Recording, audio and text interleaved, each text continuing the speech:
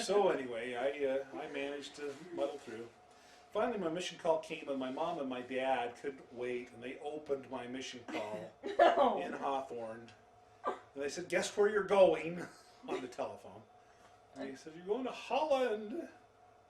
Wow, where's that? Are you serious? I didn't know where it was exactly. I had to get out a map, figure out where it was. But I was excited. I was cool, foreign mission and everything, learn a new language. So I thought that was pretty cool. And so I worked a few more weeks because I had till October to be able to go on this mission. And so I'd worked all through August and part of the way through October. September. No, yeah, I would have worked all the way through September. August and September and part of the way through October. And then I came home for a couple of weeks to get ready to go and make sure I had everything taken care of. I had to get my shots and my passport and visa, all of that kind of stuff straightened out. And so I did that, and that was a good experience. It was kind of weird not working anywhere during that period, waiting to go on the mission. I kept on thinking, man, I want to go. I don't want to wait this long. I just want to get going. Finally, I was the youngest child, the only one left at home, and Mom and Dad drove me to Salt Lake City to the mission home where they used to take new missionaries. Every new missionary used to go to Salt Lake in what is now the parking lot of the conference center. Was the mission home, which used to be an old elementary school for downtown Salt Lake. They'd turned it into a mission home, and it was a fairly big building, several stories high, and they divided it up into these different rooms so that different missionaries that were going to different missions would be together, okay, in these different rooms. And when my mom and dad wanted to drop me off, they wanted to sit and visit with me at the entrance, the foyer of the mission home. And man, by this time, I just wanted to go. and I just kind of shoved them off, guys, I want to go. And I'm anxious to get going here. I want to do this. This is something I really want to do. And they were so stricken. They were so sad. It was their baby, their last child was leaving them, and I was so heartless. Cut the apron string right there, wandered off to where I was supposed to go, to my room. And I felt guilty about that for years and years and years. I felt guilty about not spending more time with my mom and dad, But anyway, I got over it. But so did they. And so did they, yeah. But anyway, when I got into the bedroom part, they had these bunks, like army cots again, but bunk beds. I'm seeing a pattern. And to my surprise, there were a bunch of girls back there, and they were dressed in these tight sweaters, provocatively, and they were flirting like you would not believe. And I could not believe my eyes. And I was totally disgusted with these girls, because they knew what they were doing, and what they were doing was not right. And I didn't say as much as I should have, because I was still, just the dumb old kid from Hawthorne, Nevada, and here I'm showing up with the big city kids from Salt Lake City. What do I know? I was, by myself from, I didn't know anybody there, and I, brand new to the whole situation. So I didn't say anything, but I was sure disgusted. I wanted to. I would kick those girls out of there. But anyway, that was good to know too, that such girls exist, unfortunately. And some missionaries exist that would allow it to go on, and that was bad. But anyway, it did. So they were back in the bedroom area where they shouldn't have been, but you didn't actually see hanky-panky. No, there was no hanky-panky on there. They were there to tempt and tantalize, and they were working it hard. So. Were they missionary girls? No. Good. No, it was not good. Well, she was thinking it was lady missionaries. Not lady missionaries, no. City girls from Salt Lake City and the surrounding areas. They're tempting these missionaries. That was not good. So anyway, that finally ended. But that was a good experience. We were there for about 2 weeks. had lots of different meetings where we were being trained about how to be a missionary, and had general authorities come visit with us. That was nice, and that's why we were there, right next to headquarters, so the general authorities had easy access to all the missionaries. Could just walk across the street and give us various talks and whatnot.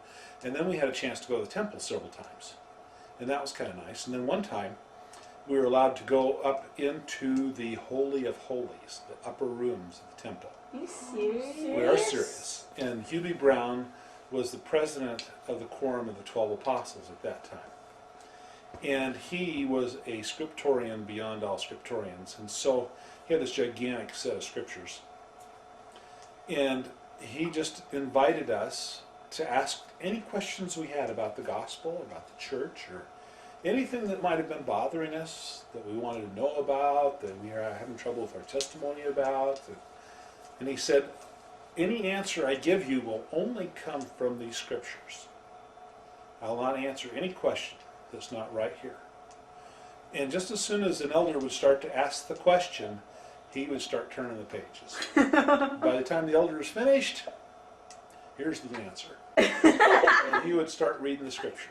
He was good. And he challenged us to get to be that good, with the scriptures, that we would know and understand where the scriptures were that answered the questions. He wanted us to know that the answers to any questions that we had in life, or about the gospel, or about anything, could be found in the scriptures, and that we could trust the scriptures to provide us with the answers, the things that were bothering us, questions that we had, if we didn't understand something, we were having a big challenge with something, that the answer to our problems were in the scriptures, and that's what he was trying to teach us.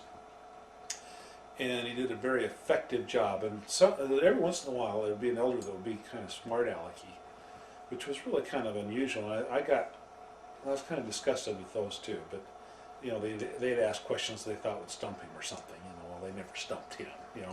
They're not gonna, but they did try, and I was kind of disgusted with them. Like what? I have no idea what questions they would ask, but certainly it was never in my mind Not one of those things you bother to remember. to try to be rude to an apostle.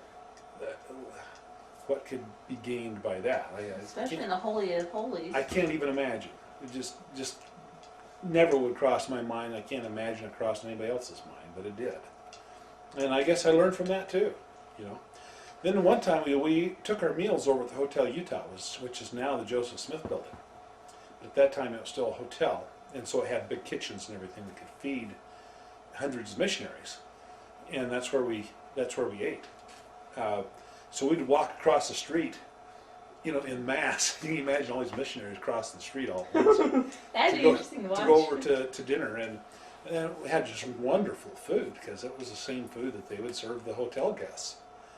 It was just beautiful. And anyway, at one time they had a black employee that worked in the kitchen there, who was also a member of the church, bear his testimony to us.